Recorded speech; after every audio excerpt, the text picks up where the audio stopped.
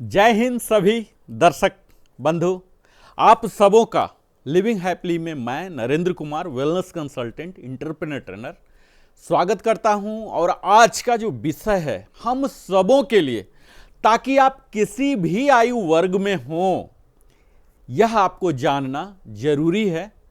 अगर आपके पास स्मार्टफोन है, कंप्यूटर है, लैपटॉप है, जो कि आज सबके पास है ही, बिना स्मार्टफोन के तो आज लाइफ ही गिनना समझना बड़ा ही मुश्किल है। तो आज का जो समय है मित्रों, इसमें साइबर गिरफ्तारी, जो साइबर अरेस्ट है, जो साइबर क्राइम है, शायद इस शब्द से आप अवगत नहीं हो, लेकिन इससे आप या तो पीड़ित हो चुके होंगे, या पीड़ित होने वाले होंगे, या पीड़ित होने से बच गए होंगे। इस तरह से यह विषय हम सबों के लिए प्रासंगिक होने वाला है। इस वीडियो में मैं आप सबों को बताऊंगा कि साइबर क्राइम आखिर होता क्या है, इससे कैसे बचा जाए। इसको आज हम गहराई से समझने का प्रयास करेंगे। और सदैव की भांति मेरा वीडियो थोड़ा सा बड़ा हो जाता, हालांकि मैं विस्तारवादी नहीं हूं, लेकिन बखानवादी जरूर हूं। मेरा यह भरपूर प्रयास रहेगा कि इस विषय वस्तु से जुड़ी हुई तमाम विषयों को, वस्तुओं को आपके समक्ष प्रस्तुत किया जाए, ताकि आप भविष्य में इस साइबर अरेस्ट के पीड़ित ना हो सकें। साइबर क्राइम की पूरी जानकारी मैं आपको देता हूं, A to Z आपको आज मिलेगा। तो आइए आप हमारे साथ जुड़े। सबसे पहला तो यही हम समझ लेते हैं कि साइबर अपराध, इसका तात्पर्य क्या है। तो यह उन गतिविधियों, उन एक्टिविटीज से है जो इंटरनेट या कंप्यूटर नेटवर्क के माध्यम से होता है। अब ये दोनों तो इंटेंजिबल है, दिखता नहीं है, चाहे नेटवर्क हो या इंटरनेट हो, कहां से आ रहा नहीं आ रहा है तो दिखता नहीं है। इसके लिए जो माध्यम बनते हैं, हमारे स्मार्टफोन हो सकते हैं, या फीचर फोन भी हो सकते हैं, आपके लैपटॉप हो सकते हैं, कंप्यूटर हो सकते हैं। तो इन्हीं माध्यम की यूज करके यह किया जाता है। इसमें कई तरह की अवैध एक्टिविटीज, गतिविधियां शामिल है, जिसमें आमतौर पर जो अपराध को अंजाम देना किया जाता है, यह कंप्यूटर या इसकी जो टेक्नोलॉजी है, इंफॉर्मेशन टेक्नोलॉजी, इसी का इस्तेमाल किया जाता है। और साइबर अपराध जो व्यक्ति हैं, इनके व्यवसाय हैं, या सरकार हैं, या संगठन हैं, इन्हीं सब का निशाना किया जाता है। तो इसमें इनके जो टारगेट हैं, इसके टारगेट से आप वंचित नहीं रह सकते। तो आज का सबसे पहले तो मैं यह बता दूं कि साइबर अपराध कितने प्रकार के होते हैं, और हमारा वीडियो का मुख्य हिस्सा होगा कि किस तरह से आप इससे बच सकते हैं, और अगर ग्रसित हो गए हैं कभी तो आपको क्या करना है, क्या प्रिवेंटिव स्टेप्स लेना है। इन्हीं पर हमारा आज वीडियो केंद्रित होगा। तो सबसे पहला ये जो साइबर क्राइम है, इसका पहला प्रकार होता है, इसे बोलते हैं हैकिंग। हैकिंग। और मैं अपने वीडियो के और आगे बढ़ूं इससे पहले आप सबों से भी नम्र निवेदन करता हूं कि अगर आप हमारे चैनल पर पहली बार आए हैं और कुछ वैल्यू ट्रांसफर होता है, कुछ वैल्यू जनरेट हो रहा है, तो आप अवश्य ही चैनल को सब्सक्राइब करें, ताकि इस चैनल को भी आपकी भांति ही वृद्धि और विकास का एक शुभ अवसर मिले। आप पसंद करते हैं तो लाइक करें, कमेंट करें, शेयर करें, अपने सगे संबंधियों के साथ साझा भी करें, और बेल आइकन अवश्य ही पुश करें, ताकि आपके सगे संबंधियों को मिले और आपको जानकारी तुरंत मिले। तो यहां जो साइबर अपराध के बारे में मैं बता रहा हूं, इसका जो पहला प्रकार है, यहां आप इस वीडियो में देखेंगे बिल्कुल गहराई में साइबर क्राइम क्या है। ये मैंने बताया कि यह टारगेट किया जाता है। इस टारगेट में आप भी हो सकते हैं, पुरुष, महिला, बच्चे, वृद्ध, कोई भी हो सकते हैं। यहाँ तक कि सरकारी संगठन होते हैं, किसी भी सरकार को, पूरे गवर्नमेंट को हैक कर लिया जाता है। कोई व्यक्ति, इंडिविजुअल हो सकते हैं, कोई व्यवसायी हो सकते हैं, कुछ भी, कोई भी हो सकते हैं। इसके एम्बिट से कोई बाहर है ही नहीं। तो सबसे पहला ये है हैकिंग। हैकिंग में क्या होता है, आपकी जानकारी को चुराने का प्रयास किया जाएगा, उसे बदल दिया जाएगा, या नष्ट करने के लिए आपके कंप्यूटर सिस्टम जहां आप काम कर रहे हैं, या नेटवर्क है, या डाटा तक वो अनऑथराइज रूप से आप तक पहुंच जाएंगे। और यही होता है हैकिंग, जहां की क्या हो रहा, स्टीलिंग, अल्ट्रेशन या डिस्ट्रॉय कर देंगे आपके इंफॉर्मेशन को। अगला होता है आइडेंटिटी थेफ्ट, पहचान की चोरी होती है, जो कि धोखाधड़ी देने के लिए क्या करते हैं, आपकी व्यक्तिगत जानकारी जैसे कि आपकी सोशल सिक्योरिटी नंबर हो सकते हैं, आपके क्रेडिट कार्ड के डिटेल्स हो सकते हैं, या बैंक अकाउंट डिटेल्स हो सकते हैं, इन सभी को ये चुराने का कोशिश करते हैं। अगला है फिशिंग। फिशिंग के दौर आमतौर पर ये आपके ईमेल या नकली वेबसाइट के जरिए वैध इकाई होने का दिखेंगे ऐसा कि मैं बिल्कुल जेन्युइन ही, इनके वेबसाइट ऐसा दिखेगा। और इसमें कई चीज़ आपको इंटर करना होगा, जैसे कि आप पासवर्ड डालेंगे, क्रेडिट कार्ड नंबर डालेंगे, ये जो सेंसिटिव इंफॉर्मेशन है ये सबको ये ले लेते हैं। फिशिंग जैसे मछली मारना आप समझ सकते हैं देसी भाषा में, इसी तरह की ये क्रिया करते हैं और इससे ये धोखाधड़ी पूर्ण प्रयास करते हैं। यूजुअली ये ईमेल या वेबसाइट, फेक वेबसाइट लगाएंगे या आपके ईमेल को ले लेंगे। अगला आता है मालवेयर। मालवेयर में क्या होता है, मालवेयर एंड रैंसमवेयर। यहां क्या होते हैं, भुगतान करने के लिए, आज डिजिटल युग में हर कोई पेमेंट जो कर रहा है डिजिटली ही कर रहा है, तो भुगतान करने के लिए हम कंप्यूटर का इस्तेमाल करते हैं, मोबाइल का, तो इन्हें ये नुकसान पहुंचाते हैं, उनके डाटा को चुराते हैं और सिस्टम को बंधक बना लेते हैं। कई बार इसमें इस तरह से ये सॉफ्टवेयर डिजाइन करते हैं जिनका काम ही होता है उन्हीं महत्वपूर्ण डाटा को चुराने का, और हैक भी, हाईजैक भी कर लेंगे। तो ये होते हैं एक तरह के सॉफ्टवेयर, मैलिशियस सॉफ्टवेयर, जिसको कि कहा जाता है कि बड़े दुर्भाग्यपूर्ण सॉफ्टवेयर होते हैं, जो कि मेनली टारगेट होते हैं एक्सचेंज ऑफ पेमेंट का, हमारे ट्रांजैक्शन जो करते हैं इस पर होते हैं। अगला होता है साइबर बुलिंग। साइबर बुलिंग में क्या होता है, जैसे आप सबसे समझ रहे होंगे, यहां व्यक्तियों को परेशान करने का, धमकाने का, डराने का प्रयास किया जाता है। जैसे सोशल मीडिया या डिजिटल प्लेटफॉर्म का यहां प्रयोग किया जाता है। यहां आप देखेंगे कि जो साइबर बुलिंग आजकल यूजुअली ऐसा देखा गया है कि हमारे बच्चे जो हैं कम उम्र के हैं, ये समझ नहीं पाते हैं, उनका इस तरह से फ़ोटो कैप्चर कर लिया जाता है, वीडियो कैप्चर कर लिया जाता है, धमकी दिया जाता है कि इसे वेबसाइट में डाल दिया जाएगा, ऐसे ऐसे।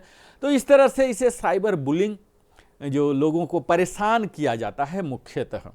अगला आता है ऑनलाइन फ्रॉड एंड स्कैम। ये नाम से ही आपको पता लग रहा होगा कि यहाँ घोटाले किए जाते हैं, धोखाधड़ी किए जाते हैं। और ये कैसे होंगे, निश्चित है ये रुपए पैसे से संबंधित होगा, या फिर आपके व्यक्तिगत जानकारी भी हो सकता है, जो कि मुख्यतः धोखा देने वाली गतिविधि होते हैं इसमें शामिल, जिसमें कि नकली ई कॉमर्स साइट होंगे, या पोंजी स्कीम होंगे, या ऑनलाइन लॉटरी होंगे। आप जब क्लिक करेंगे आपके ईमेल में ही कोई फॉल्स ऐसा लिंक आ जाएगा, वहां क्लिक करेंगे तो पोंजी साइट में पहुंच जाएंगे। कोई ई कॉमर्स आपको लगेगा कि ये वही फ्लिपकार्ट का है, अमेजन का है, मेसो का है, इस तरह से कई ऐसे वेबसाइट जो जेन्युइन है उसके लिंक आपको दिखेंगे, उसी के जैसा रहेगा, और यहाँ फिर आप ऑनलाइन फ्रॉड और स्कैम के पीड़ित हो जाएंगे। अगला आता है डाटा ब्रीचेज, जिसे कहा जाता है डाटा का उल्लंघन करना। यह अक्सर वित्तीय लाभ या जासूसी के लिए संवेदनशील व्यक्तिगत या कारपोरेट डाटा तक अनऑथराइज रूप से, अनधिकृत पहुंचते हैं या उसका खुलासा कर देते हैं। तो यहां आप देखेंगे कि हमें कितना सजग, सतर्क और कॉन्शियस रहने की जरूरत है इस डाटा ब्रीचेज से बचने के लिए, क्योंकि यहां अनऑथराइज एक्सेस जो कि सिर्फ आपके लिए था, वहां अनऑथराइज एक्सेस कर ले रहे हैं, और वो सब जो आपके सेंसिटिव, आपके ट्रेड सीक्रेट हो सकते हैं, आपके कोई पर्सनल डाटा हो सकते हैं, या कारपोरेट डाटा हो सकते हैं, जो कि अपने फाइनेंशियल गेन के लिए ये ले लेते हैं। अगला आता है चाइल्ड एक्सप्लॉयटेशन, बाल शोषण। यहां बच्चों का शोषण या उन्हें नुकसान पहुंचाने के लिए इंटरनेट का उपयोग किया जाता है, जिसमें कई प्रकार की अश्लील सामग्रियां साझा करना या ऑनलाइन ग्रूमिंग करना शामिल होता है। यहां एक्सप्लिसिट कंटेंट होते हैं, ऑनलाइन ग्रूमिंग के लिए इस्तेमाल किए जाते हैं। अगला अंतिम है इंटेलेक्चुअल प्रॉपर्टी थेफ्ट। जो आपकी बौद्धिक संपदा है, संपत्ति है, जैसे मैं बोल रहा हूं, यह तो मेरे माइंड में स्टोर है, यह मेरे लिए इंटेलेक्चुअल प्रॉपर्टी है, इसे मैंने कहीं नोट बना के रखा और इस चीज का किसी ने चोरी कर लिया, इसे कहते हैं बौद्धिक संपदा की चोरी। और यह चोरी कैसे है? तो निश्चित है बिना अनुमति के होगा। तो इसके लिए इसमें क्या क्या हो सकते हैं? सॉफ्टवेयर हो सकते हैं, कोई म्यूजिक संगीत हो सकते हैं, फिल्म या किताब सहित कई प्रकार की डिजिटल सामग्री हो सकती है जिसकी यहाँ चोरी कर ली जाती है। ये सब होता है हमारे बिना अनुमति के। तो साइबर अपराध के गंभीर परिणाम हो सकते हैं, जिसमें वित्तीय नुकसान हो सकते हैं, आपको प्रतिष्ठा की नुकसान हो सकती है और कई बार कानूनी नतीजे भी हो सकते हैं, लीगल लिटिगेशन में भी फंस जाते हैं। दुनिया भर में कानून प्रवर्तन एजेंसियां जो हैं विभिन्न कानून ला रहे हैं। ये अंतर्राष्ट्रीय सहयोग के माध्यम से साइबर अपराध को किस तरह से एड्रेस किया जाए, ये सब निपटने के लिए काम कर रही है। तत्काल मैंने अपना कार्य पूरा किया कि कितने प्रकार के होते हैं यह मैंने आपको बताया, और अब मैं प्रमुखतः यह बताऊंगा कि साइबर अपराधी जो होते हैं मित्रों, लगातार नए नए तरीकों को अपनाते रहते हैं। कहा जाता है कि नाइजीरिया जाके वो सीखते हैं, ट्रेनिंग लेते हैं, और वो ज़्यादा पढ़े लिखे नहीं होते हैं। ऐसा नहीं है कि वो बीटेक एमटेक किए होते हैं, बिल्कुल अनपढ़ होते हैं, छठा सतमा वाले होते हैं। तभी तो अनैतिक होते हैं, क्योंकि व्यक्ति की तो शिक्षा जब ग्रहण करता है तब वो नैतिक हो जाता है। पढ़े लिखे व्यक्ति अनैतिक कैसे हो सकता है? तो ये बिल्कुल ही अनपढ़ किस्म के होते हैं, लेकिन साइबर क्राइम में इतने एक्सपर्ट होते हैं कि अच्छे खासे को, यहाँ तक कि साइंटिस्ट को भी पकड़ नहीं पाते हैं इनको। तो ये हमेशा सदैव नए नए तरीका अपनाते रहते हैं लोगों को धोखा देने के लिए। तो आप इन धोखाधड़ी से बच सकें, इसीलिए यहाँ मैंने 30 आपको परामर्श देने का मैं प्रयास करूँगा, गढ़ा हूँ, जिससे आप सतर्क रहने में आपको मदद कर सके और भविष्य में अगर आपने अभी तक कभी विक्टिम बन गए हैं तो विक्टिम ना बने, इससे बच सकें, इस साइबर अरेस्ट से, डिजिटल अरेस्ट से, साइबर गिरफ्तारी से। इसके लिए ही प्रमुखतः मैं यह वीडियो आप सबों को समर्पित करता हूं। यहाँ 30 तरीका मैं आपको बताने जा रहा हूं, जिसमें पहला तरीका है कि अगर आपको कोई कॉल करे, सिंपल होता है कि कॉल हम करते हैं, सिंपल कॉल आता है, कॉल बजा और हम रिसीव कर लेते हैं, और उस कॉल के दौरान कहे कि ट्राई, TRAI जो हमारे telecom regulatory authority of India है, कि आपका सेवा ही बंद कर रहा है। तो इसमें क्या करना है? आपको कोई प्रतिक्रिया ही नहीं देना है। यहाँ क्या होता है, यह एक सामान्य धोखाधड़ी है जहां अपराधी क्या कर रहा है, आप में डर पैदा कर रहा है, और उनके द्वारा जो भी आप बोलेंगे वो आपको पहले तो डरा दिया कि ट्राई आपको बंद कर रहा है। IVRS से भी कई बार यह आता है, कई बार आदमी बात भी करेगा, दोनों मोड में होते हैं, और बोलेगा कि अब आपको ये स्टेप लेना है, ये स्टेप लेना है। तो मित्रों यह जान लीजिए कि ट्राई जो है कभी भी किसी व्यक्ति को फोन पर कॉल करके सेवा बंद करने की चेतावनी नहीं देता, क्योंकि आप जो सर्विस लिए हैं सर्विस प्रोवाइडर से, एयरटेल से, जियो से, वोडाफोन से, या कोई भी हो सकते हैं, उनसे आपने सेवा लिया। ट्राई से आपका कोई सीधा संबंध है ही नहीं। ट्राई रेगुलेट करता है उन सर्विस प्रोवाइडर को, नियम बनाता, डायरेक्टिव बनाता है। एक आम पब्लिक, एक जो उपभोक्ता है, उससे उसका कोई संबंध ही नहीं है सीधा। तो कभी भी ट्राई से आपको कॉल नहीं आएगा। तो अगर कोई ऐसा दावा आता है कि ट्राई से कॉल है, तो आप सीधा ही समझ जाइए कि यह स्कैम है, धोखाधड़ी का हिस्सा है। आपको उदाहरण से मैं समझाऊं कि आपके पास एक कॉल आता है जिसमें आता है कि आपका फोन नंबर ट्राई द्वारा ब्लॉक किया जा रहा है, आपको कुछ विकल्प चुनने हैं और फिर आप अनब्लॉक कर सकते हैं, ब्लॉकिंग से बच सकते हैं। तो ऐसा कोई भी कॉल आप स्वीकार न करें, सीधा ऑन द स्पॉट कट कर दें। अगला स्कैम का जो है modes of operation, modus operandi बोलते हैं जिसे, अगर कोई बोलता है कि फेडेक्स से कोई कॉल आया है, कोई प्रोफेशनल कुरियर से आया है, कहीं से आया है ना, चाहे इंडिया पोस्ट से ही आया है, आपको इस तरह से कॉल आएगा और बोला जाएगा कि एक दबाएं, तो इस प्रकार की कोई भी क्रिया आप न करें। यह एक धोखाधड़ी है। जो बड़ी बड़ी कंपनियां होती हैं वो कभी भी आपको डिलीवरी इस तरह के कॉल करके जानकारी नहीं मांगेगा। यहां आप देखेंगे कि यह आमतौर पर धोखाधड़ी के उद्देश्य से ही किए जाते हैं, ताकि वे आपके क्या करेंगे, निजी जानकारी है या बैंक का विवरण है, ये सब चुराने का ये प्रयास मुख्यतः करते हैं। कई बार हमारे मित्र एक बोल रहे थे कि एक कॉल आया जिसमें कहा जाया था कि आपके पैकेज के लिए कुछ भुगतान करना है, आपको एक दबाना है। अब ऐसे जब भी आए कि भुगतान करना है, कोई पैकेज आपने अगर कोई बुक किया है तो आपको पता ही होगा, तो ये एक दो बटन दबाने से, ये सब करने से कुछ भी नहीं होगा। तो इन तमाम किस्म के कॉल को आप सीधा नज़रअंदाज करें, कॉल कट कर दें और ब्लॉक कर दें। तीसरा किस्म का आता है जिसमें कोई पुलिस अधिकारी बनकर आपके आधार कार्ड या पैन कार्ड या कोई भी इस तरह से पासपोर्ट नंबर कुछ भी बात करे, तो आपको क्या करना है, सीधा कोई प्रतिक्रिया ही न दें। ठीक है, इसमें आपको आधार कार्ड से संबंधित की उसमें आप बोलिए कि आधार कार्ड नंबर ये है, कंफर्म कीजिए, डेट ऑफ बर्थ कंफर्म कीजिए। तो इस प्रकार से कभी भी पुलिस वाले आपसे नहीं मांग देंगे। और अगर कोई ऐसा दावा करता है कि हम पुलिस ऑफिसर हैं, तो आप सीधा जान लीजिए कि यह एक धोखाधड़ी है और आपको ऐसे किसी भी मामले को जानकारी को साझा नहीं करना चाहिए। ऐसा भी बोलते हैं कि हम ये पुलिस वाले हैं, अगर आपने इसे बता दिया तो आपको और भी परेशानी हो जाएगा। तो आप सीधा समझिए कि यह एक धोखाधड़ी है, आप धोखाधड़ी में फंसने जा रहे हैं। आप ऐसे देखेंगे कि एक कॉल आता है जिसमें पुलिस अधिकारी होने का बोलेंगे, एसपी हैं, डीएसपी हैं, इंस्पेक्टर हैं, इस थाना से हैं कहा जाता है, और आपके आधार कार्ड में क्या लिखा हुआ वहाँ नंबर वो पढ़ के बताइए। ऐसा बिल्कुल धोखाधड़ी ही है। इस तरह के कॉल का जवाब आप नहीं दें। अगला जो आता है इसमें है कि कोई व्यक्ति आपकी डिजिटल गिरफ्तारी, जिसके साइबर डिजिटल अरेस्ट कहते हैं, की बात कहे, तो इसमें प्रतिक्रिया न दें। यह एक धोखाधड़ी है।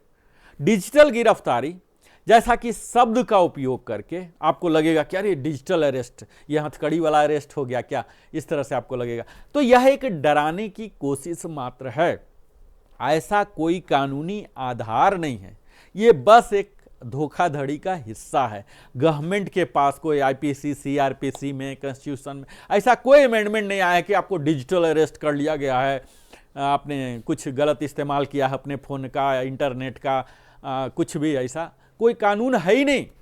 ये बस एक धोखाधड़ी का हिस्सा है, आपको डराने का प्रयास किया जाता है। ऐसे मामले में आपको कानूनी प्रक्रिया का पालन करना चाहिए और तुरंत पुलिस से संपर्क करना चाहिए। ऐसा सदैव देखा गया है कि एक कॉल आता है, उसमें कहा जाता है कि आपका नाम भी बताया जाएगा कि किसी अपराध में आप शामिल हैं और आपको डिजिटल गिरफ्तारी के बारे में जानकारी दी जाती है, कुछ फैब्रिकेट किया जाता है इस तरह। तो यह पूरी तरह से घटनाक्रम जो होता है एक धोखाधड़ी का हिस्सा होता है, इसे आप पहचानें। अगला है, अगर कोई कहे कि आपके नाम से एक भेजे गए पैकेज, जो आपको पैकेज आए हैं आपके नाम का है, एड्रेस आपका लिखा हुआ, और उसमें ड्रग्स पाए गए हैं।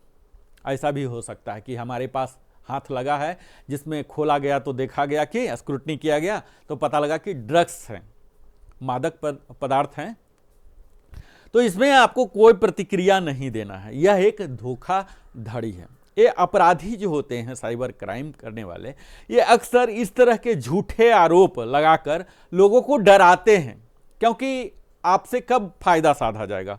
पहला या तो डराएंगे या प्रलोभन देंगे। तो कई लोग प्रलोभन में नहीं फंसते हैं, वो इतने सुखी संपन्न होते हैं तो उन्हें किसी प्रकार से डराया जाता है। खासकर वो इस तरह के डिजाइन करते हैं अपने स्कीम को कि किस आयु के लोगों को डराया जाए, किसे धमकाया जाए, किससे किस प्रकार से डराया जाए, किसे किस प्रकार का प्रलोभन दिया जाए। हर आयु वर्ग के लिए वो अलग अलग किस्म के डिजाइन करके रखते हैं।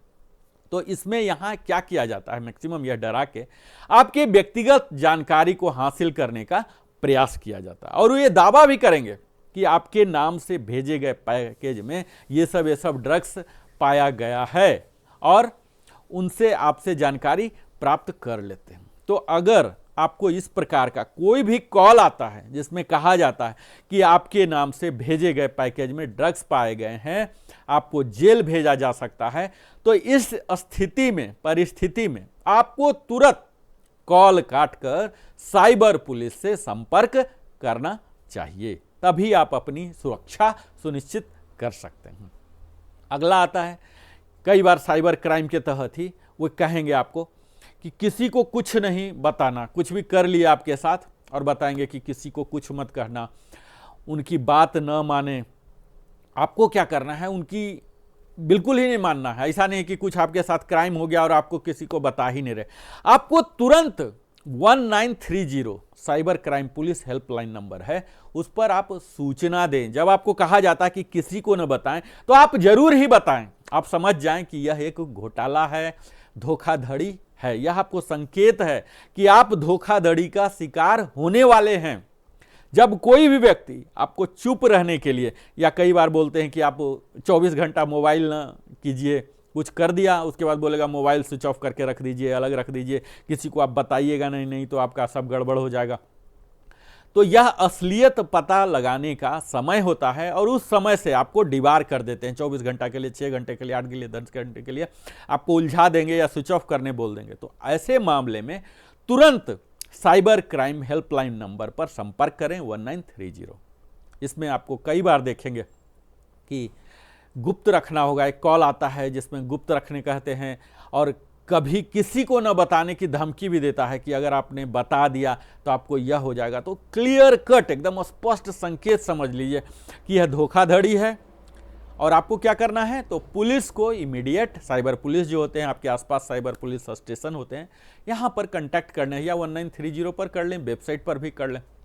यही स्कैम आपको व्हाट्सएप या SMS के जरिए भी संपर्क करता है। तो कोई प्रतिक्रिया न करें, यह एक धोखाधड़ी। आप देखेंगे कि व्हाट्सएप में आपका नंबर नहीं है उसका सेव, लेकिन फिर भी कोई मैसेज आ गया, तो ये अक्सर व्हाट्सएप या SMS के जरिए भी ठगने का प्रयास करते हैं। ये फर्जी संदेश आपको भेजकर आपकी व्यक्तिगत जानकारी चुराने का प्रयास करते हैं और आपको धोखा देते हैं। तो इस प्रकार की किसी भी संदिग्ध संदेश को अनदेखा करें और उसे रिपोर्ट करें।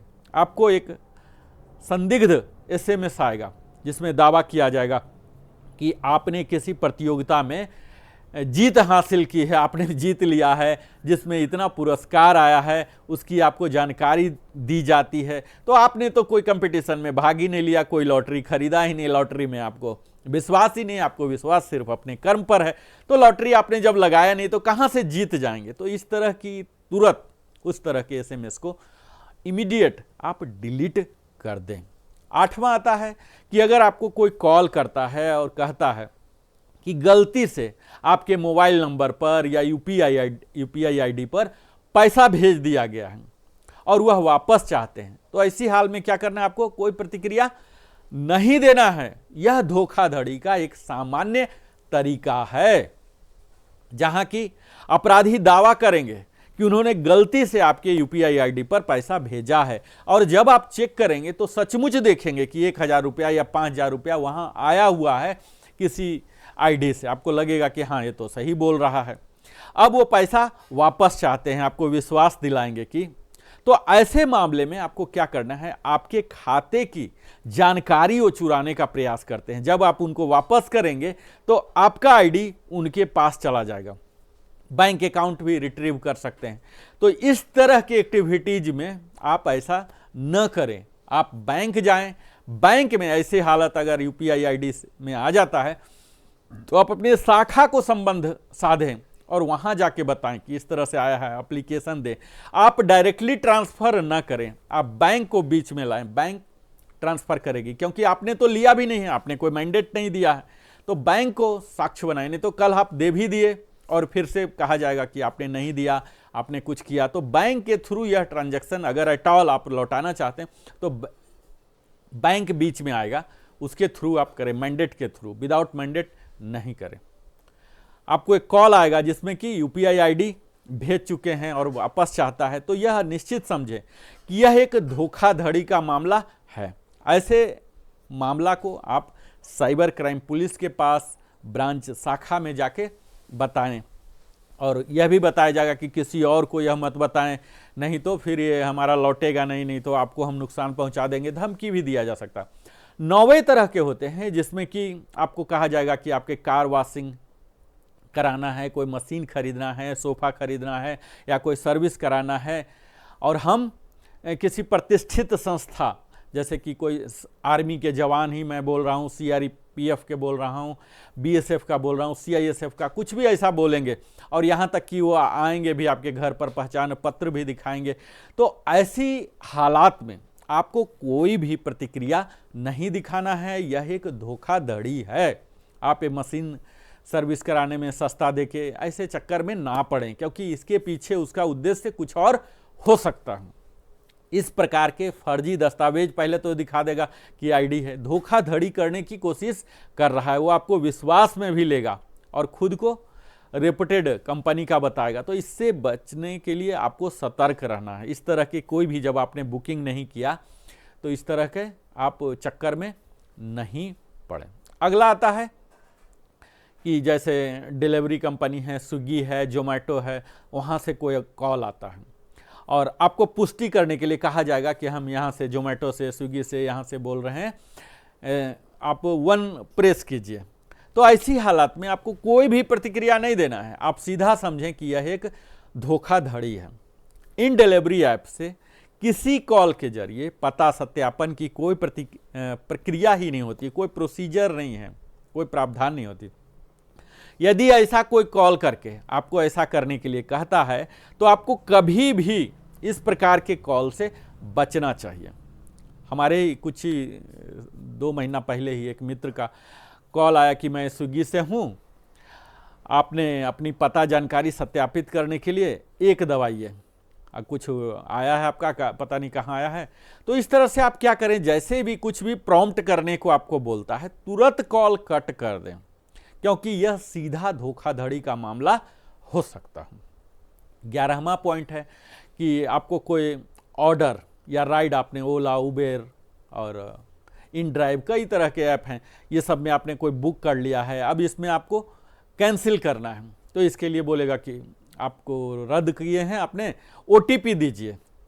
तो ऐसे हालत में आपको प्रतिक्रिया नहीं देना है। यह भी एक धोखाधड़ी है, क्योंकि कभी भी ओटीपी किस चीज़ के लिए आया है आप देखेंगे नहीं, इमीडिएटली ओटीपी को आप नहीं बताएं। यह बताने से आपके खाते की समस्या हो सकती है। तो यहाँ आपको सचेत रहना है ओटीपी के लिए।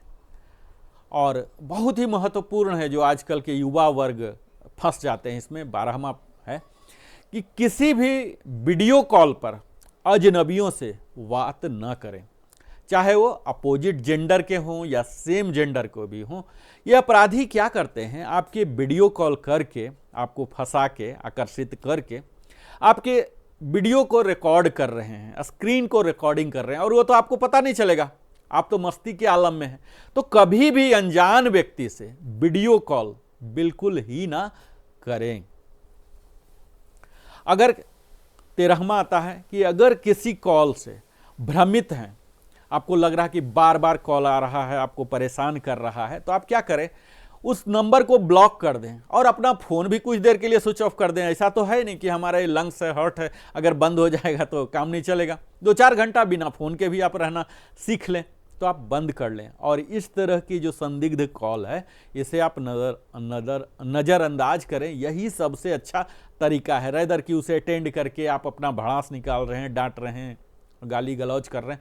ये सब मत करें, सीधा ही ब्लॉक करें, बंद ही कर लें कुछ देर के लिए। अगला आता है 14वां कि जो लिंक होते हैं, हाइपर लिंक, जो ब्लू कलर के होते हैं, आपके मोबाइल में भी आ जाते हैं, व्हाट्सएप में आ जाएंगे, मेल में आ जाएंगे, कहीं भी वेबसाइट में आ जाएंगे। तो ये जो नीले होते हैं लिंक, इन पर अधिकतम ये फर्जी लिंक होते हैं और आपको इस तरह से भेजा जाएगा और ये आपके डिवाइस में वायरस या मालवेयर ला सकता है। और मैंने बताया है कि वायरस क्या करेगा, आपके कंप्यूटर के, मोबाइल के इफिशियंसी को डिग्रेड कर देगा, हैक भी कर सकता है। तो आपको जब भी कोई लिंक पर क्लिक करते हैं तो अनजाने जगह से आया हुआ लिंक पर क्लिक नहीं करें। अगला आता है 15वां कि अगर आपको किसी भी उच्च स्तरीय पुलिस, जैसे सीबीआई का नाम लेंगे, ईडी इन्फोर्समेंट डायरेक्टरेट का नाम लेंगे या इनकम टैक्स का लेंगे कि आपको नोटिस आया है, इस तरह से आपको धमकाया जाएगा, तो आपको क्या करना है, ये सब कंपनी के वेबसाइट में जाके या उनके ऑफिस में जाके ऑफलाइन आप सत्यापन करें। ऐसा नहीं कि फोन पर ही आपको कोई बोल दिया और फोन पर ही आप अपने बारे में सब कुछ बताए जा रहे हैं। आप यह जान लीजिए कि ये सरकारी संस्थान जो होती हैं कभी भी ईमेल या कॉल के जरिए आपसे सीधा संपर्क नहीं करते हैं। इनके पास इतना समय नहीं होता, इनके पास इतना स्टाफ नहीं होता कि एक एक व्यक्ति को ये स्टाफ कॉल करके बताए और फिर आपके पास आए। अगर रेड मारना होगा आपके यहाँ तो सीधा ही रेड मार देंगे, कॉल करके रेड मारने नहीं आते हैं, ठीक है। तो ऐसे कोई घटना अगर होती भी है तो आप ऑफलाइन जाके प्रमाणित करें, तब कुछ एक्शन ले, कॉल पर कुछ भी आप ना करें। 16वां आता है, हमेशा जांच करें कि जो पत्र आया है या जानकारी है ये प्रमाणिक सरकारी पोर्टल से है या नहीं है। हम क्या करते हैं, किसी भी जानकारी को साझा करते हैं उसकी सत्यता को जांच नहीं करते हैं, उसके गवर्नमेंट साइट जो होते हैं, गवर्नमेंट पोर्टल होते हैं, वहाँ पर नहीं जाते हैं। ऐसे ही कहीं भी उड़ता पुड़ता कोई समाचार आ गया और उसे लेके आगे बढ़ जाते हैं और कई बार अपना स्वयं का ही नुकसान भी पहुंचा लेते हैं। 17वां है, हमें कई बार फ्री गिफ्ट आ जाते हैं, कैशबैक आते हैं, लॉटरी आते हैं, इन सब आते तो नहीं हैं, इनके संदेश आते हैं, मैसेज आते हैं। तो इन प्रकार की संदेशों से हमें सावधान रहना है। आप अपने परिश्रम पर, अपने खुद पर विश्वास रखें, ना कि किस्मत पर रखें कि किस्मत से मुझे लॉटरी मिल गया। अगर कोई इस प्रकार की मुफ्त गिफ्ट या लॉटरी जीतने का या कैशबैक का वादा करता है तो आप अपने, ये क्या करेगा, ये सब के बहाने बोलेगा कि आप अपना बैंक का डिटेल दे दीजिए, अकाउंट नंबर दीजिए, ये सब मांगेगा, डेट ऑफ बर्थ दीजिए, तभी तो मैं आपको क्रेडिट कराऊंगा। तो यह जान लीजिए कि यह निश्चित रूप से एक धोखाधड़ी है। मित्रों, आज के समय में मैं मानता हूं कि 100 रुपये का कोई महत्व नहीं है, लेकिन आप किसी व्यक्ति से ऐसे 100 रुपया मुफ्त में मांग के तो देखिए, देगा? नहीं देगा, 100 रुपया भी नहीं देगा, ठीक है। भिखारी को हम 100 रुपया देते हैं? नहीं देते हैं। तो कोई भी व्यक्ति आपको लाखों लाख, 25,000, 50,000 कुछ भी दे रहा, कैसे दे देगा? फ्री में देगा क्या? नहीं देगा। तो निश्चित है यह धोखाधड़ी का हिस्सा है, इसे हमें पहचानना है और इस तरह की धोखाधड़ी से हमें बचना है। आज का वीडियो मैं इसी तरह से आपको छोटी छोटी बात को कवर कर रहा हूं ताकि आप बिल्कुल ही बेफिक्र होकर इस साइबर युग में, आज देखिए मित्रों, चोरी चकारी जो हो रहे हैं, घर में तो कोई आता नहीं, पता है कि घर में ये रुपया नहीं रखा है, कोई इतना महत्वपूर्ण सामान नहीं है, क्या ले जाएगा, सोफा ले जाएगा उठा के, उधर ही उसको ले जाने में ही इतना मेहनत लग जाएगा, ले नहीं जा पाएगा। सबको पता है कि इसके रुपया जो सारे हैं अकाउंट में ही है, तो अकाउंट को ही टारगेट करके, यानी कि आपके रुपया जिसे आप खून पसीना से जमा करके रखें अकाउंट में ही टारगेटेड हैं, तो उसे आपको बचाने का प्रयास करना। उसी पर यह सारा वीडियो है कि आपको आर्थिक हानि ना हो। और आर्थिक हानि नहीं, कई बार हमारे इमेज भी टार्निश हो जाते हैं, हमारे फोटो वीडियो इस प्रकार के अगर चले जाते हैं तो उसे फिर डैमेज कंट्रोल करना बहुत ही मुश्किल हो जाता है। तो इन सबों से हमें सचेत रहना है और यह आ सकता है जागरूकता से। तो आज के वीडियो आप सबों को जागरूक बनाने के लिए ही मैंने गढ़ा है। 18वां पॉइंट होता है कि किसी भी अज्ञात ईमेल आपको आ गया, उसमें कुछ अटैचमेंट रहेंगे, इसको सीधा ही डिलीट कर दें, इस लिंक को ना खोलें। कई बार क्या होता है, फर्जी ईमेल डिजाइन किया जाएगा कोई गवर्नमेंट से, या हो सकता है आपके जिस ऑफिस में काम करते हैं उस ऑफिस के लोगो से ही आएगा, उसी के एम्बियंस जाएगा। तो इस अटैचमेंट को खोलने का वो लोग रिक्वेस्ट करते हैं कि आप खोलें, इन्हें देखें, इनसे आपको ऑर्डर आएगा, कुछ लाभ होगा, या आपके लिए ट्रांसफ़र का ऑर्डर है, कुछ भी ऐसा हो सकता है। तो इन्हें खोलने से आपके डिवाइस में क्या होगा, वायरस आएगा और रैंसमवेयर इंस्टॉल हो सकता है। तो इनसे बचने के लिए आपको क्या करना है, कोई भी इस तरह के अननोन जो अटैचमेंट हैं इन्हें आप मत खोलें, ईमेल को सीधा ही डिलीट कर दें। क्या हो जाएगा, आपके ईमेल से चल रहा है क्या दुनिया, नहीं चल रही है ना, तो आप बंद कर डिलीट कर दीजिए उसको। 19वां पॉइंट है, कई बार हम पब्लिक प्लेस में जाते हैं, जैसे एयरपोर्ट में जाते हैं, रेलवे स्टेशन पर जाते हैं, मॉल में जाते हैं, वो लोग फ्री वाईफाई देते हैं। जैसे वहाँ गए वो खुद ही इंस्ट्रक्शन आ जाएगा कि ये सब पासवर्ड डालिए, आपको फ्री मिलेगा 5 GB में भी कई बार वो लोग दे देते हैं। तो इस तरह के जो भी सार्वजनिक जगह में लगे हुए हैं, इन पर खासकर आप कोई लेन देन न करें।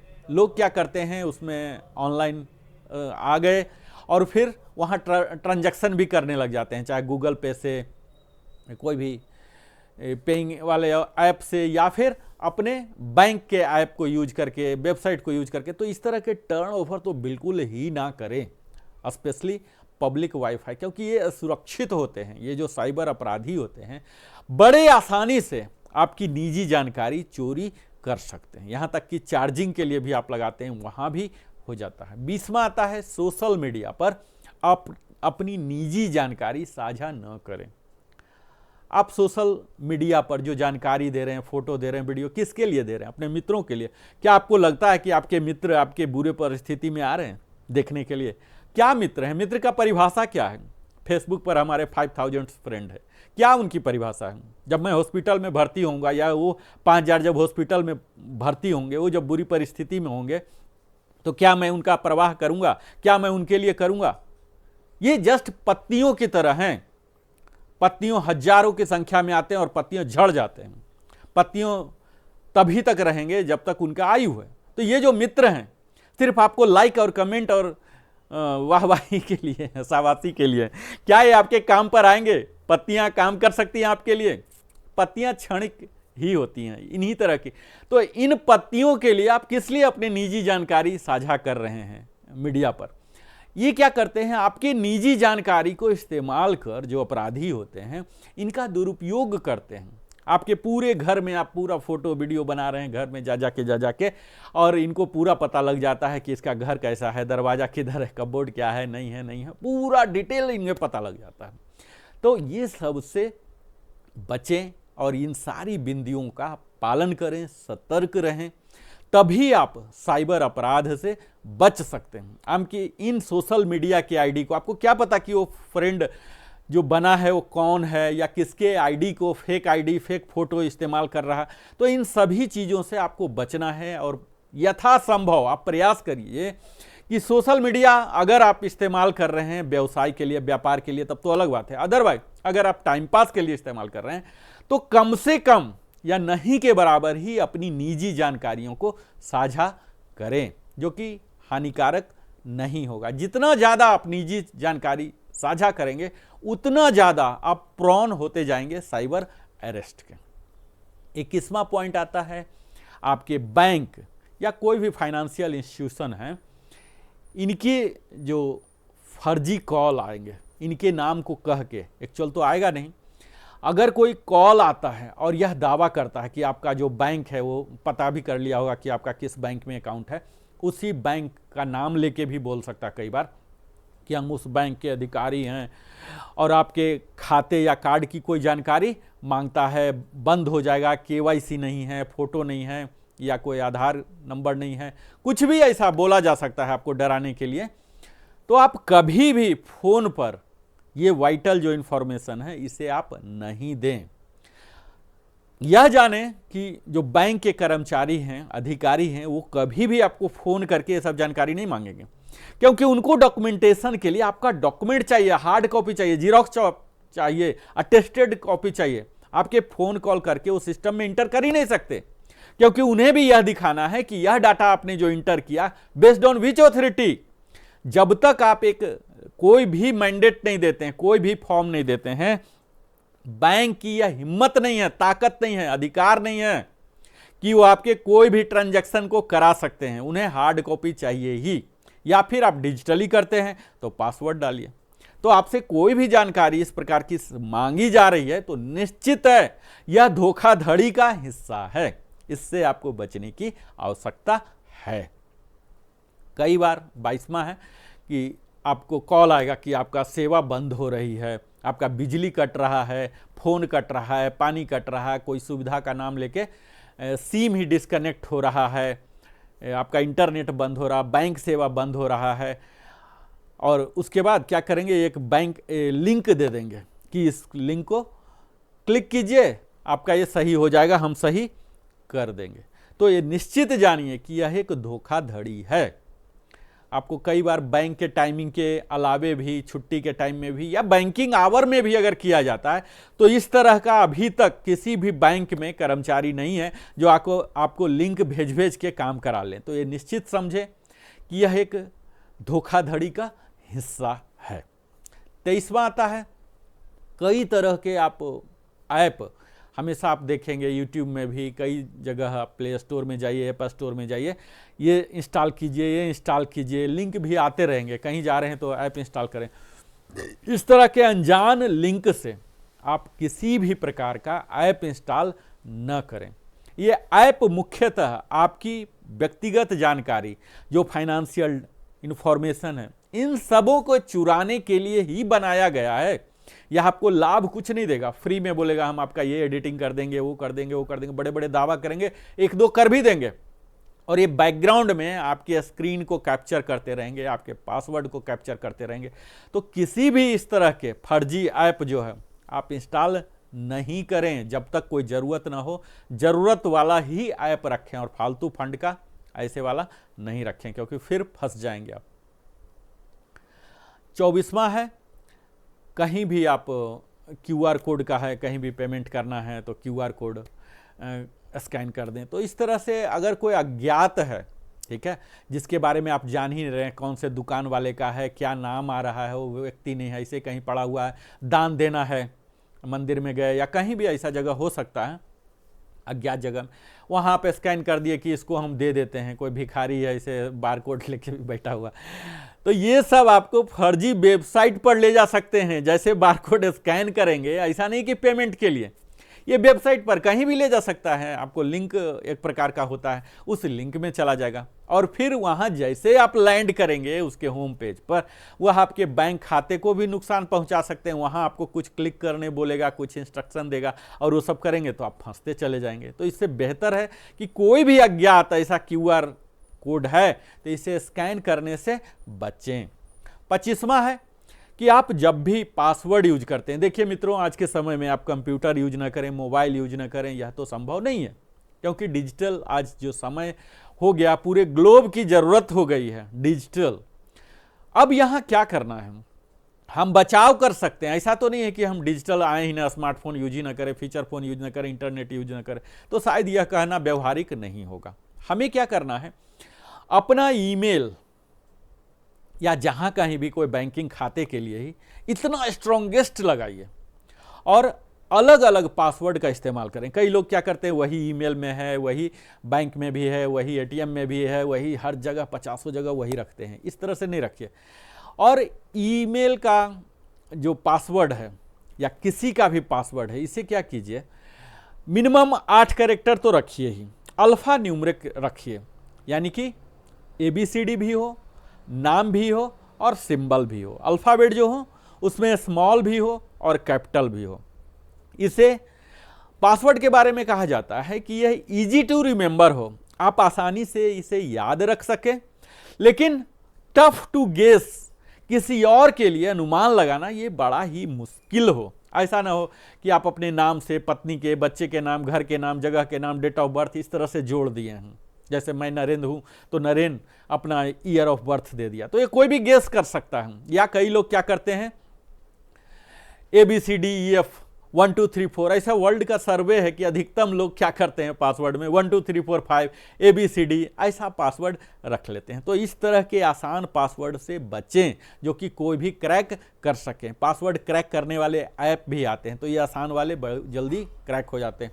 तो अगर आपको डिजिटल वर्ल्ड में रहना है तो आपको एक ही मंत्र है कि स्ट्रॉन्ग पासवर्ड यूज करें, उसे फ्रीक्वेंटली मंथली अगर संभव हो या क्वार्टरली तो अवश्य ही करें। कई बैंक हैं, कई ऐसी कंपनियां हैं जो कि आपको प्रॉम्प्ट करेगी कि आपको महीना में चेंज करना ही करना है। तो इन सभी बिंदुओं को अगर हम ध्यान में रखते हैं, सतर्क रहते हैं, तो साइबर अपराध जो है इससे हम बचने का अच्छा तरीका कर सकते हैं। और ये सब के पीछे क्या है?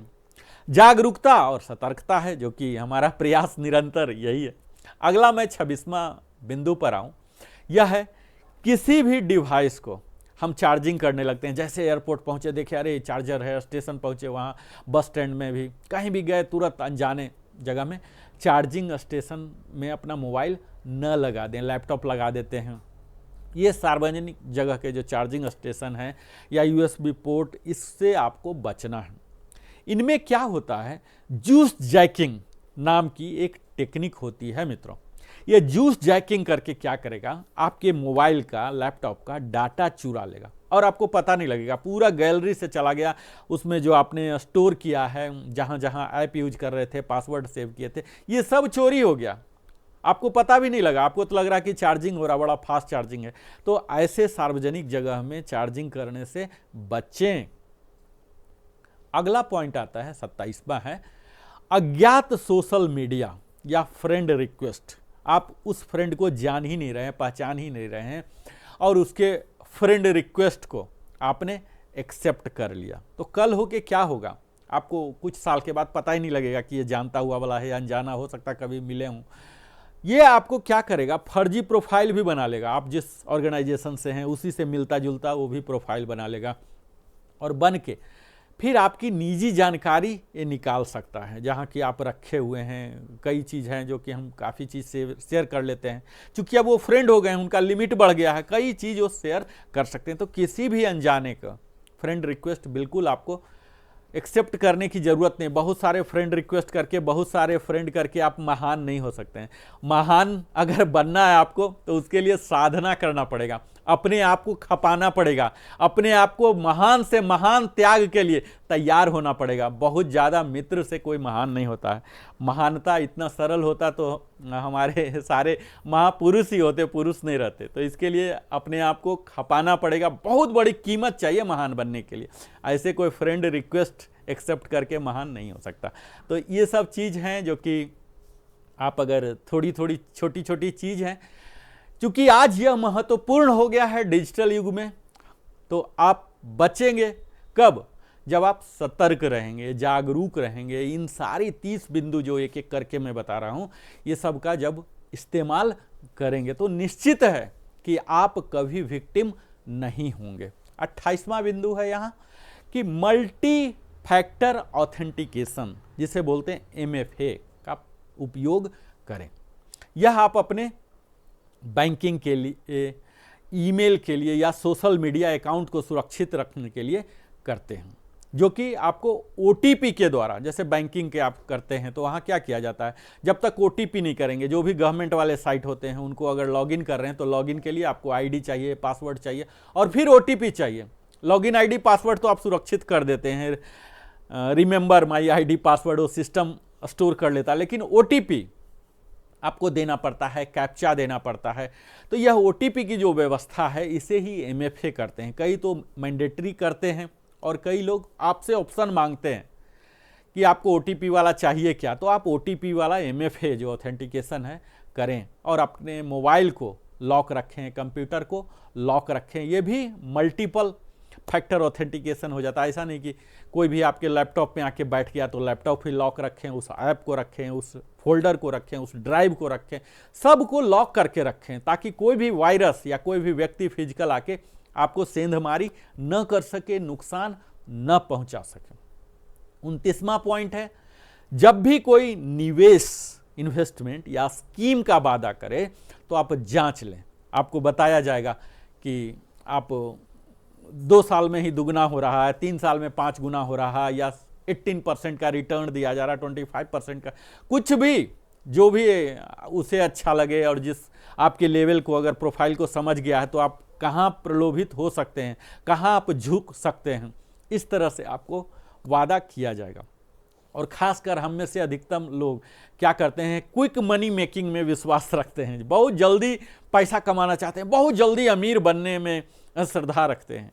तो इस तरह के वहाँ money making, quick money making का प्रस्ताव उन्हें दिया जाता है, जैसे कि क्रिप्टो करेंसी या कई अन्य प्रकार की निवेश की योजनाएं होते हैं, उन्हें वहाँ फंसाने का प्रयास किया जाता है। तो आपको क्या करना है, उनके पृष्ठभूमि को जांच करें, बैकग्राउंड देखें कि ये क्या है, क्या बताना चाह रहा है, वो सबको ये करें, अध्ययन करें, रिसर्च करें, तब इन्वेस्ट करें। ऐसा नहीं कि कोई भी दिया और सीधा कर लिए कि ये तो ये कंपनी है, ट्रस्टेड कंपनी है, बड़ी हुई कमाई हुई आपकी मनी है। जो बार बार मैं बोल रहा हूँ कि ये सब जो साइबर अरेस्ट है, ये सब का दारोमदार आपके द्वारा कमाए हुए धन को पर नज़र है, आपके द्वारा प्रतिष्ठा जो आपने कमाया है, इज्जत, उसे मटिया मेट करने के लिए है। तो इन दोनों चीज़ हमारे लिए मूल्यवान होते हैं मित्रों, इन दोनों को बचाना है, अपने धन को भी और धर्म को भी। यही सुरक्षा करना हर नागरिक का कर्तव्य होना चाहिए, और इसी के लिए मैं यह वीडियो बनाया हूँ। अगला बिंदु है कि अगर कोई कहे कि आपका फोटो है या वीडियो है ऑनलाइन पोस्ट कर दिया जाएगा, आपका ये कैप्चर हो गया है, आप इसके साथ इस तरह से कार्रवाई कर रहे थे या कुछ भी, या मेरे साथ कर रहे थे, कुछ भी ऐसा कह के आपको डराया जाएगा, धमकाया जाएगा कि हम वायरल करा देंगे, तो यह आप सीधा जान लीजिए कि यह एक ब्लैकमेलिंग ट्रिक है। तुरंत आपको क्या करना है, साइबर पुलिस से संपर्क करें और इस पर कोई भी प्रतिक्रिया नहीं देना है। वो वीडियो कॉल करके बता रहा है कि आपका देखिए ये वाला वीडियो क्लिप है, हमारे पास है, मैं साझा कर दूंगा, हमें इतना रुपया दीजिए, या हमारे द्वारा किया हुआ इस चीज़ में आइए, ये लिंक यूज कीजिए, ऐसे ऐसे तमाम प्रकार की। मैं इतना विस्तार में नहीं जाऊँगा क्योंकि ऑलरेडी वीडियो बड़ा हो गया और ज़्यादा वीडियो मैं बड़ा नहीं करना चाहता हूँ। तो इस प्रकार की संदिग्ध गतिविधि पर प्रतिक्रिया देने के बजाय आप सतर्कता बरतें। एक हाल का ही मैं बताऊं आपका कि हमारे एक मित्र के मित्र थे, ऐसा आप कह लें कि वो बड़े ही मुश्किल में पड़ गए। क्या हुआ कि एक कॉल आया, वीडियो कॉल आया, उन्होंने कॉल अटेंड किया, वहाँ अपोजिट जेंडर के थे और वो अपना कपड़ा उतार दी और ये कुछ बात नहीं किए। इन्हें कुछ लगा कि ऐसा कैसे हो गया कि कोई सामने कपड़ा उतार दिया, इन्हें ये लगा कुछ तरह का ऐसे बात किए और ये स्क्रीन रिकॉर्ड हो गया। और यही स्क्रीन रिकॉर्डिंग को बार बार दिखा के बता के कि मैं पुलिस के पास जाऊंगा, पुलिस के पास जाऊंगी, ऐसे करके कॉल आने लगा, बार बार कॉल आने लगा। ये उसे ब्लॉक कर दिए, फिर दूसरे नंबर से, फिर तीसरे नंबर से, फिर पुलिस का कॉल आने लगा कि आपका ये सब वीडियो आया है, ये आपको ये करना है, आप इतना लाख रुपया दीजिए। ये सोचे कि चलो हमारा घर परिवार है, सब कुछ बर्बाद हो जाएगा, चलो 1 लाख रुपया दे दिए। फिर कुछ दिन के बाद आता है 2 लाख देते हैं, फिर 3 लाख देते हैं, फिर 4 लाख, इस तरह से लाखों में रुपया, करीब 10-12 लाख रुपया ये दे दिए कि उसको किसी तरह से बचाया जाए। जब ये रुपया इनके सारे खत्म हो गए जो दे सकते थे, तब ये आपने सबको, मित्रों को, परिवार को, ऑफिस में बताए तो पता लगा कि यह, जब उसका तहकीकात किया गया तो पता लगा कि ऐसा कुछ हुआ ही नहीं। और इन्हें बताया गया कि जिस लड़की का वीडियो आपको दिखाया गया था, जिसके साथ आपका वीडियो, वो सुसाइड कर ली और सुसाइड नोट में आपका नाम बता रही है, ऑडियो भी सुनाया गया पुलिस के द्वारा। तो ये सब षड्यंत्र रचा गया इन्हें फंसाने के लिए, इनके द्वारा लाखों रुपया लूट लिया गया इनको। और यही मतलब संदेश मैं देना चाहूँगा कि इस तरह की घटनाएं हमारे जीवन में ना हो। तो इन तमाम किस्म के जो 30 प्रकार की हमने बताया, अगर ये 30 पर आप ध्यान देंगे, इसे अपने जीवन में उतारेंगे, तो निश्चित ही है आपको इस तरह की फजीहत में फंसने की ज़रूरत नहीं पड़ेगी। और इसी के लिए मैं इस वीडियो के अंतिम हिस्सा में आ गया हूँ, जहाँ मैं बताऊँगा कि डिजिटल सफाई के लिए क्या दिशा निर्देश है, डिजिटल क्लीनिंग आप कैसे कर सकते हैं। हाउस क्लीनिंग तो आप करते ही रहते हैं, तो डिजिटल क्लीनिंग के लिए क्या है। तो अपना पता, जिस जगह पर रहते हैं, गूगल लोकेशन कहीं भी दे देते हैं, फ़ोन नंबर है, आधार नंबर है, पैन है, जन्म तिथि है, या आपके किसी भी व्यक्तिगत जानकारी को फ़ोन या संदेश के माध्यम से साझा न करें। अगर कहीं ऑफिस में देना है तो वहाँ हार्ड कॉपी जाके दें, एक्नॉलेजमेंट उनसे लें। अगर कोई इस प्रकार का आपको बोलता है कि मैं ये सब बोल रहा हूँ, अपने नाम की पुष्टि करें, कन्फर्म करें, तो आप इसे सीधा नकार दें, बोले कि हम नहीं आपको बताएंगे। कहें कि आपने अगर कॉल किया है तो आपको मेरी जानकारी होनी चाहिए, किसी भी प्रकार की वार्तालाप में आप उनसे अननेसेसरली उलझे नहीं, कन्वर्सेशन न करें, तुरंत कॉल काट दें और ब्लॉक कर दें, ठीक है। इसी प्रकार कई तरह के धोखाधड़ी आएंगे जो कि मैं अब समराइज कर रहा हूं। यहाँ आप देखेंगे कि मैं आपको कुछ सिंपल स्टेप्स बताऊंगा जो कि आपको धोखाधड़ी से, स्टेप से आपको बचाएगा। इसके तहत क्या है कि जैसे ही आपको कोई कॉल आता है अनवांटेड, तो कॉल आप कट कर दें, ब्लॉक कर दें, और वो बोलेंगे कि इस पर ये बटन दबाएं, 1 दबाएं, 2 दबाएं, 3 दबाएं, कुछ भी बोल सकते हैं। तो इस तरह का आप कोई भी उस पर प्रतिक्रिया न करें, ठीक है। और यह समझें कि यह निश्चित ही है धोखाधड़ी का मामला है। और अगर आप फंस जाते हैं तो क्या करना है, बिना देरी किए जो स्थानीय साइबर पुलिस हैं इनको आप रिपोर्ट करें। साइबर अपराध से बचने के लिए आपको सतर्कता और जागरूकता, यही सबसे बड़ा हथियार आपको काम आएगा। आपको जाते जाते अंतिम मूल मंत्र जो है मैं यही बताऊंगा कि अगर आप साइबर अपराध से बचना चाहते हैं तो इसके लिए कुछ व्यवहारिक उपाय है। सबसे पहला तो यही है कि कभी भी ओटीपी साझा न करें। किसी भी परिस्थिति में अपने ओटीपी को किसी को न बताएं, क्योंकि यह ओटीपी आपके अकाउंट को पूरा खाली भी कर सकता है, परेशान कर सकता है, तरह तरह के परेशानी में डाल सकता है। यह आपकी सुरक्षा को भी खतरे में डाल सकता है। अगला है, अपने स्मार्टफोन को सेफली यूज करें, स्मार्टली यूज करें। कहा जाता है कि स्मार्टफोन हर कोई के पास है, पर क्या वो स्वयं स्मार्ट है? तो आपको इस स्मार्टफोन को स्मार्टली और सेफली यूज करना है। ये कैसे हो सकता है?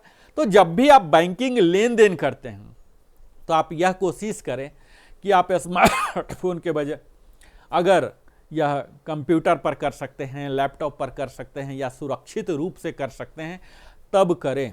ऐसा नहीं कि हमेशा इसे यूज कर रहे हैं तो फंसने का डर थोड़ा ज़्यादा रहेगा। सेफली करें। आप यह देख लें कि जब भी कोई ट्रांजैक्शन कर रहे हैं खासकर, तो खुद के ही डाटा को यूज करके, ना कि किसी और के वाईफाई का यूज कर रहे हैं, और स्पेशली जो सार्वजनिक जगह पर रहते हैं उसे तो बिल्कुल ही ना करें। और अंतिम यही मंत्र है कि किसी भी अनजान लिंक पर क्लिक ना करें। किसी भी अनजान लिंक पर आप क्लिक करने से बचें, क्योंकि यह वायरस या मालवेयर हो सकता है, डाउनलोड कर सकता है, आपको पता भी नहीं चलेगा कब डाउनलोड हो गया, कब इंस्टॉल हो गया। तो साइबर अपराध से बचने के लिए आपको सतर्कता और जागरूकता, अभी तक हर लाइन में मैं लगभग बोल रहा हूं, ये सबसे महत्वपूर्ण है। आप चाहते हैं कि कभी भी धोखाधड़ी का शिकार न हो तो तुरंत साइबर पुलिस को संपर्क करें और आपको साइबर सिक्योरिटी मेजर्स लेने हैं। यह तो आज का वीडियो आपको सक्षम बनाया होगा। निश्चित है कि ये तमाम प्रकार की धोखाधड़ी से आपको बचाएगा। और आप पर भी कुछ जिम्मेवारी मैं डालता हूं कि अगर आपने अभी तक इस वीडियो को देखा है तो निश्चित है आप सजग और सतर्क रहना चाहते हैं, जिसके लिए लिविंग हैप्पीली सदैव तत्पर रहता है, जागरूक रहता है, आप तक पहुंचाते रहता है। तो इसके दक्षिणा के रूप में आप जरूर इस चैनल को सब्सक्राइब करें, लाइक करें, कमेंट करें। कमेंट करके आप पूछें, बताएं कि और भी कई प्रकार की है क्या, अगर है तो बताएं, अगर कोई त्रुटि है तो बचाएं, कोई अच्छाई है तो बताएं। अपने सगे संबंधियों को भी डिजिटल अरेस्ट के बारे में, डिजिटल क्राइम के बारे में, साइबर क्राइम के बारे में उन्हें भी जागरूक बनाएं। यह आपका कर्तव्य है। साझा करें और बेल आइकन अवश्य ही पुश करें ताकि लिविंग हैप्पीली के द्वारा तमाम किस्म की वीडियो आपको नोटिफाई हो सके, आप देख सकें, लाभान्वित हो सकें।